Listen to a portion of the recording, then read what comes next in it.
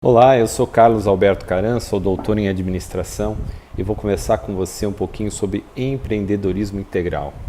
Você quer saber de que forma pode aproveitar a sua capacidade plena, a sua total capacidade de realização, seja você um empresário, um líder ou executivo de uma organização ou um autônomo, você pode ampliar a sua capacidade de realização se você compreender e exercitar, colocar em prática aquilo que eu vou mostrar para você nesse vídeo introdutório, nessa apresentação introdutória sobre empreendedorismo integral. Tanto pode ser aplicado nos negócios, quanto em projetos pessoais, quanto em organizações com ou sem fins lucrativos. A primeira dimensão que nós sempre buscamos aprender como fazer e ter experiência em buscar resultados é o que a gente pode dizer das nossas capacidades práticas, a nossa capacidade de realizar coisas. Um psicólogo americano chamado David McClelland fez um estudo que identificou em empreendedores do mundo inteiro certos comportamentos que estão associados ao sucesso desses empreendedores. Então, por exemplo, a capacidade de ter iniciativa, em buscar informações e entender como as coisas funcionam, sair do lugar, né? A capacidade de assumir riscos. A gente sabe que a inovação é algo muito importante para avançar, para as empresas avançarem, para projetos se transformarem, organizações mudarem. A persistência, né? Não desistir diante de obstáculos, a persuasão, a capacidade de atrair a atenção dos outros, de persuadi-los em relação àquilo que se acredita, né? Independência, confiança, enfim.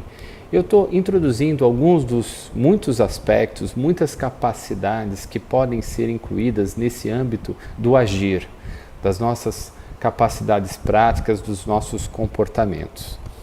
Muito bem, dentro do pensar, você encontra o agir.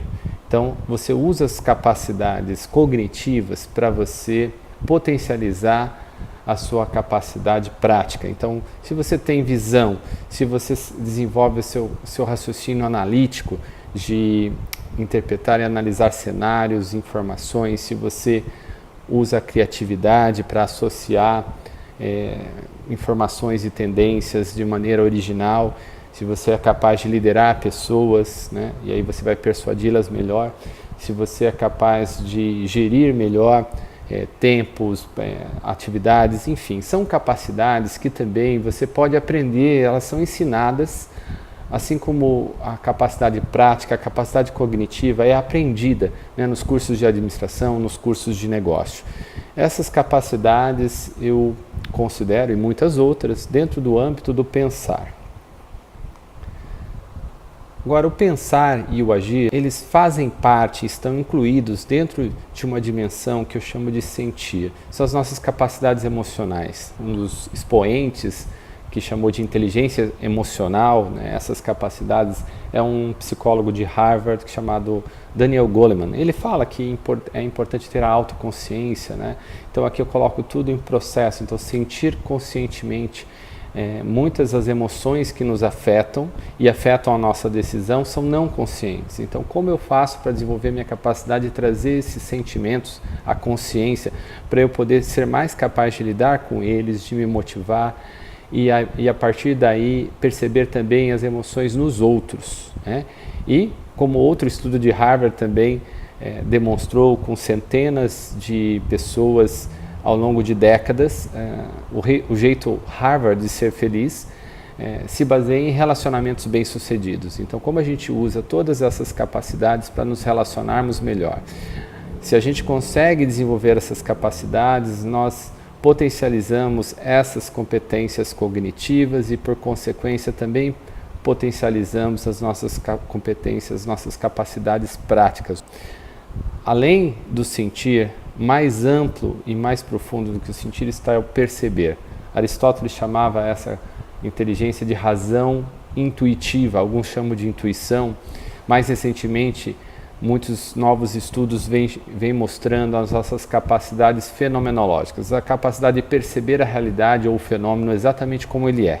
Para isso, a gente precisa aprender a renunciar ao que sabe e parar por um instante para perceber a realidade, renunciar a julgamentos morais de certo e errado, renunciar à intenção de mudar alguma coisa, renunciar à transferência e contra-transferência daquilo que nós sentimos e do que o outro sente, então evitar a projeção, para poder perceber o fenômeno exatamente como ele é. Essa capacidade fenomenológica, ela potencializa a sua capacidade de perceber as emoções. Quando você utiliza a sua capacidade intuitiva, você acessa diretamente, sem precisar interpretar, e percebe melhor como você lida com as emoções. Isso aumenta a sua capacidade também de pensar e agir.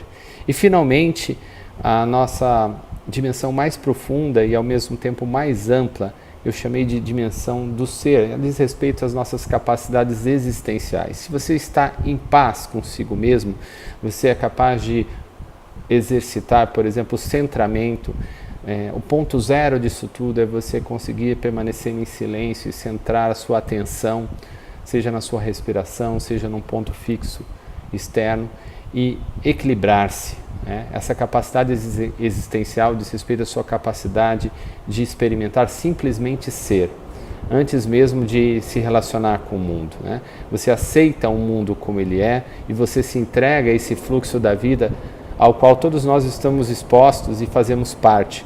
Então, se nós aceitamos que fazemos parte da nossa família, que fazemos parte de uma história, e nós temos gratidão por isso, essa nossa capacidade existencial nos dá mais equilíbrio para explorar a nossa capacidade fenomenológica, a nossa intuição, que por consequência nos dá mais capacidade emocional para nos relacionarmos, por exemplo, para nos conhecermos emocionalmente, entendermos o que nos motiva. Finalmente também a nossa capacidade cognitiva é potencializada, nós temos maior capacidade de visão e maior capacidade de realização. Bem, você pode perceber que essas dimensões, elas incluem e transcendem umas às outras.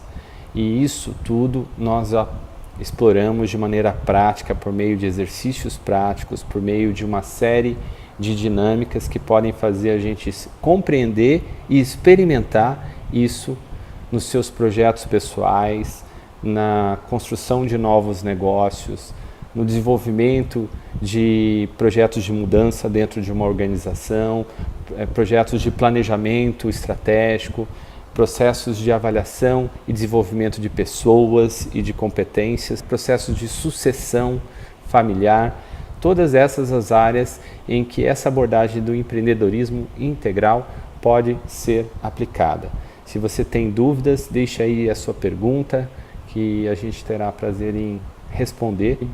Curta aí o vídeo se você gostou e compartilhe.